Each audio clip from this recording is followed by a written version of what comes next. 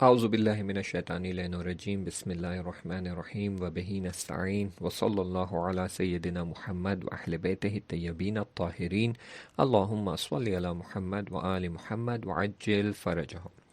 پچھلے چیپٹر میں ہماری بحث یہاں تک پہنچی کہ مظاہرہ ہونے والا تھا، لوگ حرم امام رضا علیہ السلام میں جمع ہوئے تھے اور شاہ کے خلاف نعرے لگا رہے تھے، اور شاہ کی فوج حرم کے اندر فائرنگ کر رہی تھی، بہت سے لوگ شہید ہو گئے تھے اور بہت سے لوگوں کو گرفتار کر لیا گیا تھا۔ اب ان کی خانم بتاتی ہے کہ میں ان کے لیے پریشان تھی، خاص کر ان کی کتابوں اور کیسٹوں کو لے کر۔ 1-2 دن گزر گئے لیکن وہ واپس نہیں آئے۔ اب میں اس سے زیادہ ان کا انتظار نہیں کر سکتی تھی۔ میں نے فوراً امام خمینی کے رسالے کو ان کے بھائی کے گھر پہنچا دیا۔ انہوں نے آنگن کی ایک ٹائل کو ہٹایا اور اس کے نیچے سے کچھ مٹی نکالی اور رسالے کو وہاں پر دبا دیا اور ٹائل کو واپس رکھ دیا جیسے کہ وہاں کچھ ہوا ہی نہیں۔ اب کیسٹیں اور کتابیں بچی تھی۔ ایک پڑوسی کا نام ذہن میں آیا، ان کا بیٹا عبدالحسین کا شاگرد تھا۔ میں نے اپنے دل میں سوچا اللہ پر بھروسہ کر کے یہ سامان ان کے یہاں لے جاتی ہوں، انشاءاللہ وہ مان جائیں گے۔ میری توقع کے برخلاف انہوں نے نہایت گرم جوشی سے میرا استقبال کیا اور سارا سامان اپنے تحویل میں لے کر کہنے لگے ہم یہ چیزیں چھپا دیں گے، آپ پریشان نہ ہوں۔ 7-8 دن گزر گئے لیکن ان کی کوئی خیریت نہیں ملی۔ اس عرصے میں شاہ کے لوگ مسلسل ہمیں پریشان کرتے رہے۔ کبھی وہ آتے اور بہت اطمینان سے یہ کہتے کہ انہیں پھانسی ہو گئی اور اب ان کا جنازہ بھی نہیں ملے گا۔ کسی کی کیا مجال جو شاہ سے دشمنی مول لے۔ 10ویں دن ایک آدمی آیا اور کہنے لگا عبدالحسین مستری زندہ ہے۔ اس کی باتوں پر یقین نہیں ہو رہا تھا۔ میں نے شک بھرے لہجے میں پوچھا اس وقت وہ کہاں ہے؟ تو اس نے جواب دیا وکیل آباد جیل میں۔ ان کو رہا کرنے کے لیے 1,00,000 تومان یا گھر کے کاغذات چاہیے۔ میرا چہرہ مرجھا گیا، نہ میرے پاس اتنی بڑی رقم تھی اور نہ ہی گھر کے کاغذات۔ وہ چلا گیا۔ اب میں تھی اور 1000 طرح کے فکر اور خیالات۔ میں دعا کر رہی تھی کہ کوئی رائے حل نکل آئے۔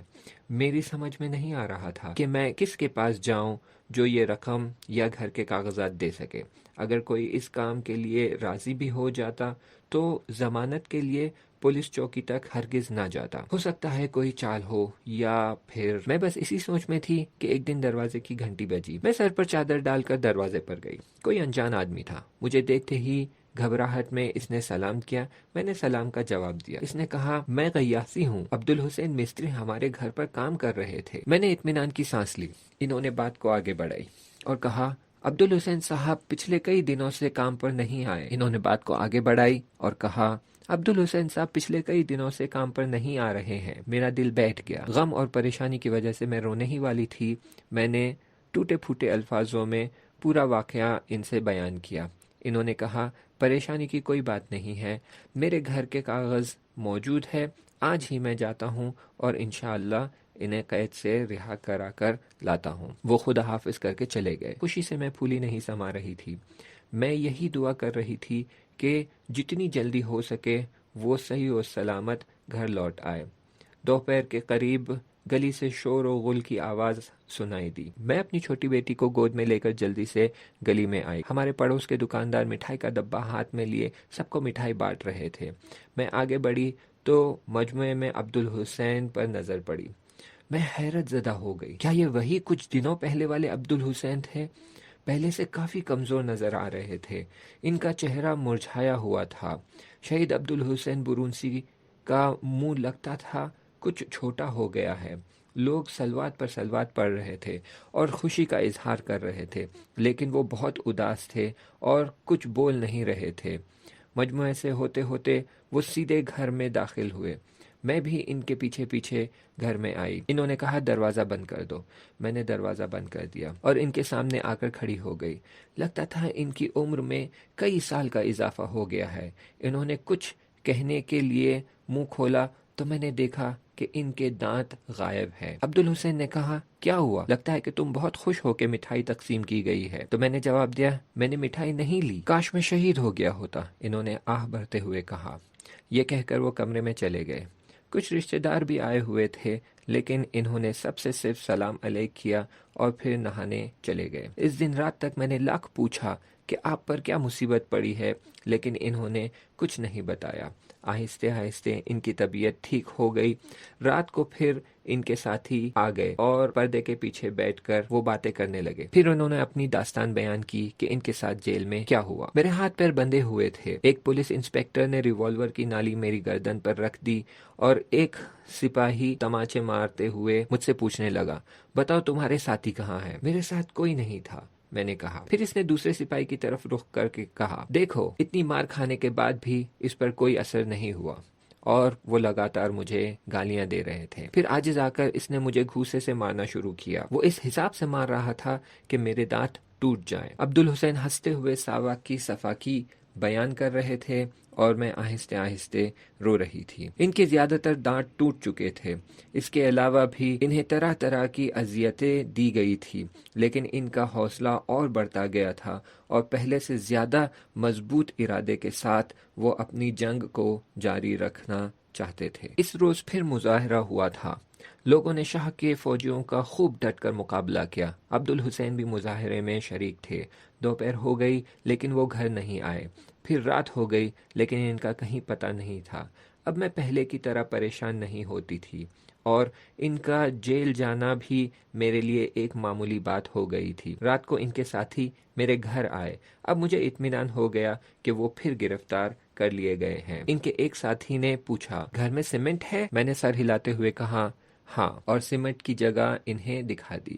انہوں نے امام خمینی کے نئے پوسٹر اور آپ کے رسالے کو سیڑھیوں کے نیچے رکھ کر اس پر پلاسٹر کر دیا اور کچھ کیسٹیں اور کتابیں میرے حوالے کیا تاکہ انہیں کسی صحیح جگہ پر پہنچا دوں۔ صبح سویرے سارا سامان ایک بیگ میں رکھ کر میں اس پڑوسی کے گھر گئی اور اس کی بیوی سے بولی، برونسی صاحب پھر گرفتار کر لیے گئے ہیں۔ اس نے کہا، اچھا، کچھ کیسٹیں اور کتابیں ہیں، انہیں کہیں چھپا دے۔ میں نے بیگ کی طرف اشارہ کرتے ہوئے کہا۔ اس نے جواب دیا، بات دراصل یہ ہے کہ اب میری ہمت نہیں پڑ رہی ہے۔ ایک لمحے کے لیے مجھ پر سکتہ سا طاری ہو گیا۔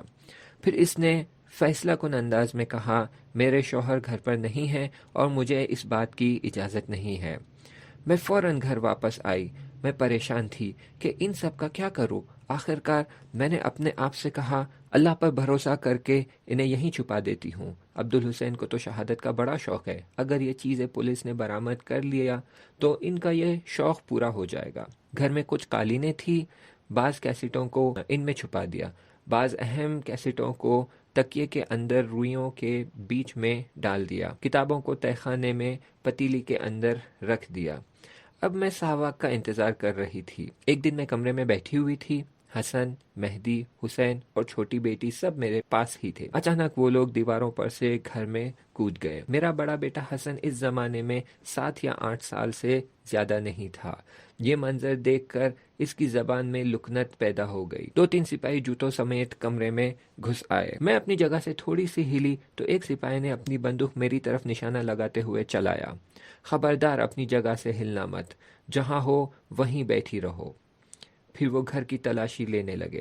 اس وقت ایسا لگ رہا تھا جیسے اللہ خود مجھے راستہ دکھا رہا تھا۔ کیسٹوں سے بھرے تکیے کو میں نے اپنے پیروں پر رکھ کر میں نے بیٹی کو اس پر لٹا دیا۔ کبھی کبھی آنکھ کے کونے سے قالین کی طرف بھی دیکھ لیتی تھی۔ بس قالینوں کو پلٹنے کی دیر تھی اور پھر ساری کیسٹیں سامنے آ جاتی۔ میں امام زمانہ کی بارگاہ میں متوسل ہوئی اور دعا کر رہی تھی کہ وہ ہماری مدد کرے۔ مولا نے بھی جیسے انہیں اندھا کر دیا، جیسے انہیں پتہ ہی نہ ہو کہ گھر میں قالینیں بھی ہیں۔ اس کی طرف وہ لوگ گئے ہی نہیں۔ ان لوگوں نے بہت تلاش کیا لیکن کچھ نہیں ملا۔ آخر کار مایوس ہو کر واپس چلے گئے۔ یہ فرماتی ہیں کہ غیاثی صاحب نے ایک بار پھر گھر کے کاغذات جمع کر کے انہیں رہا کروا لیا۔ پھر وہ ریاضی صاحب اور 2-3 طالب علموں کے ساتھ گھر آئے۔ سب سے پہلے انہوں نے کیسٹوں کے بارے میں سوال کیا۔ میں نے کہا، ذرا قالین تو ہٹائیے۔ انہوں نے قالین ہٹایا تو کیسٹوں کو دیکھ کر سب دنگ رہ گئے۔ آپ نے تعجب سے پوچھا، یعنی ساواک کی نظر ان پر نہیں پڑی؟ تو میں نے جواب دیا، اگر نظر پڑی ہوتی تو وہ سب لے جاتے اور آپ کی تمنا بھی پوری ہو جاتی۔ وہ ہنسنے لگے۔ پھر کچھ خاص کیسٹوں کے بارے میں پوچھا تو میں نے کہا آپ خود تلاش کریں۔ انہوں نے تھوڑی دیر ادھر ادھر تلاش کیا لیکن کچھ ہاتھ نہیں لگا تو کہنے لگے پریشان نہ کرو بیگم، کیسٹیں کہاں ہیں، لاؤ انہیں سننا ہے۔ میں وہ تکیہ لے کر آئی اور کیسٹوں کو اس میں سے نکال کر ان کے سامنے رکھ دیا۔ انہوں نے تعجب سے پوچھا یعنی ساواک کی نظر ان چیزوں پر نہیں پڑی؟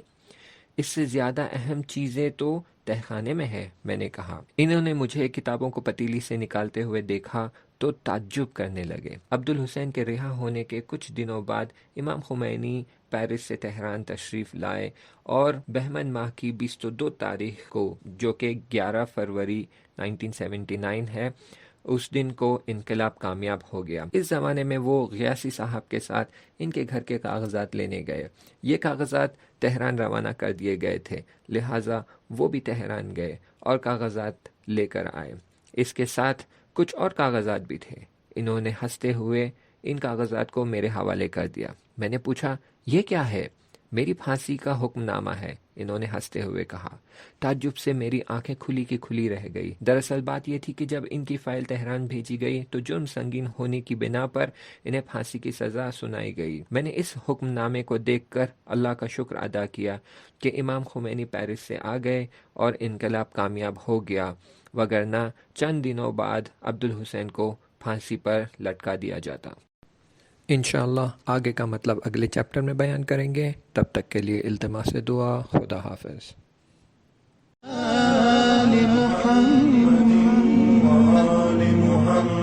اللهم صل على محمد وآل محمد اللهم صل على